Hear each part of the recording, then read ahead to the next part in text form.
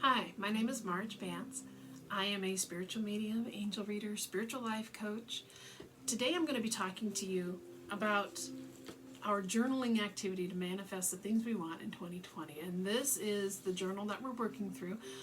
It's part of the law of attraction. And if you're not familiar with the law of attraction, it has to do with putting yourself in a higher vibration so that you can bring in the things that you are wanting to manifest, but they're going to be at a higher vibration. Like attracts like. If we want to bring in something of a more positive vibration, then we have to raise ourselves up to that. I'd like to take a minute and talk about how to establish the things that we do want.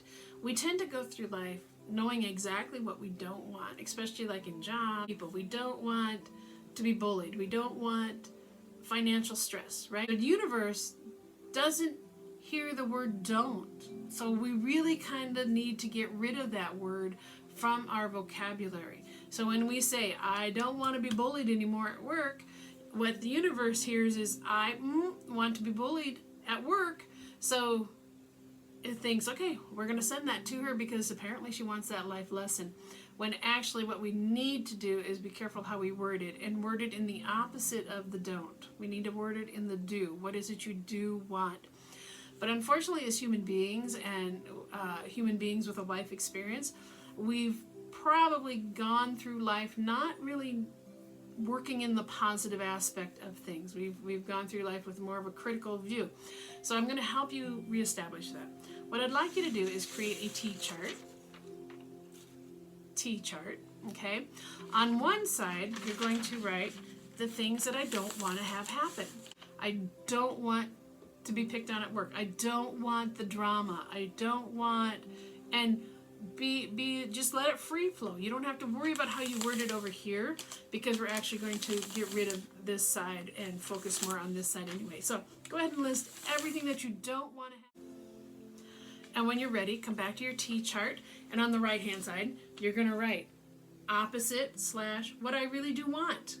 So now you're going to look at what's over here. Don'ts, and number one, if it says I don't want the drama at work, number one over here is, what's the opposite of that? What is it you do want? If it's not going to be drama, what should it be?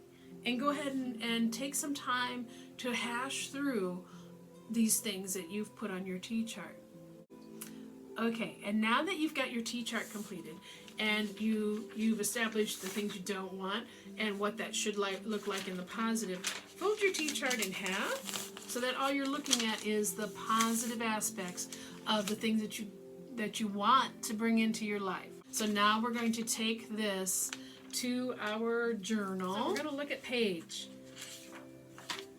18. And it says, set goals. Set 50 goals in all areas of your life. What is it you'd like to have happen? Okay? Try to make it positive, right? Word it in the positive aspect. No limit on this. You can list anything you want there, but try to word it in the way that you want the universe to send it to you. Okay, now that you have that done, we're going to move on to page 19, which is actually a mind map. They make you think about what those areas should look like, and this breaks it down into the major component areas of your life. These are the areas of life that kind of help you keep yourself on track, make the canoe flow with the current instead of feeling like you're paddling upstream. The universe tries to send you the direction you're supposed to go. But if we battle that, if we try to control that, then it's going to feel like you're paddling upstream. Okay? So this kind of lets the universe know what it is you want and gets you both on the same page. You and the universe working hand in hand to get that canoe going with the current. Okay? So take a moment, and the instructions are, what does happiness and joy look like in each of these areas? Then we're going to turn to page 20. Of those goals that we just did on the previous two pages, especially on the last page, page 19, what are your top 5 goals that you want to work on? Which 5 areas of your life? And And maybe you had one or two within one area of your life. What are your top 5 goals that you want to work on here in 2020? Let's pinpoint those down. And then this book actually, it's going to ask you, why is that important to you? Then if you'd move to the bottom of the page, we're going to come back to the center, but if you go to the bottom, I want to point this out too. A lot of times in life, we tend to self-sabotage. When we set a goal, there's always a fear that we're going to fail, that we're not going to make it, and boy, if I just come up with a reason why I didn't make it, then that's going to make sense. So right now, what we're asking you to do is to pinpoint what it is we do to self-sabotage. What is it that you're afraid of that could possibly lead to a self-sabotage in achieving these goals? So if you take a moment and fill out what your top 5 fears are. We also tend to distract ourselves. That's another good way to self-sabotage. So what are your distractions? And then if you look in the right-hand column, it says positive affirmations and action steps to make sure that I don't self-sabotage. So take some time to fill this out. Now that you've filled out the top and bottom parts of this page, now come to the center. Okay? This is where, when we've set our goals and we've stayed on track and we've not self-sabotaged, what is it I'm going to reward myself with? What is it that I can do or give to myself to be the pat on the back to help me continue going for the next 2 weeks or 3 weeks? And how often are you going to reward yourself? Try not to set that out too far, because we are creatures of habit. 21 days to change a habit. So maybe right away you might want to reward yourself like every week. If you're staying on target every week for the first 2 months, reward yourself.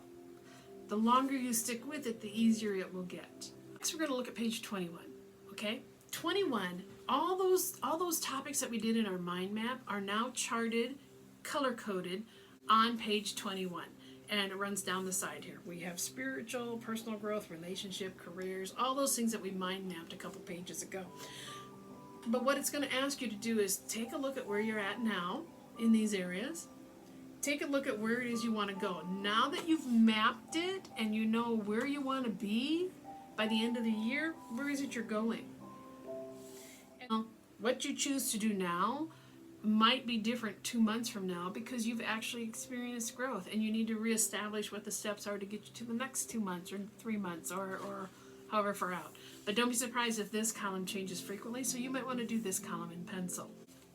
Okay, if you turn the page, you actually have all these calendars looking at you, but the fun thing is, if you unfold them, you have a couple charts we're going to work through, and if you unfold them again, you're going to look at this big blank area, so we're going to talk about those pages next. On page 23, it also has, again, color-coded in all those areas.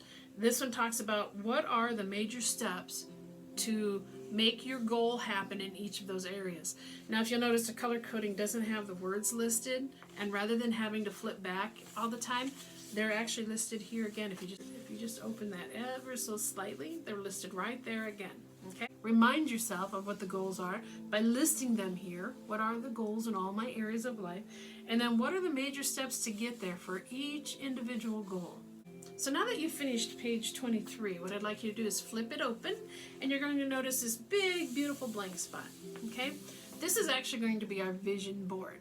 If you're not familiar with vision boarding, what vision boarding actually does is give us a visual of the things that lie in our heart.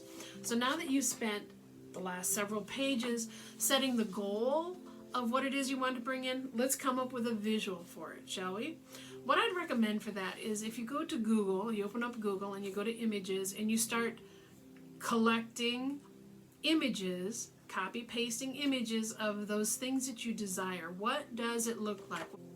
The goal you set for your relationships. What do you want it to look like in the end? What's your end result? You're looking for the visual representation of what you want it to look like in the end. So, copy paste all of those onto a Word document, and then come back to me.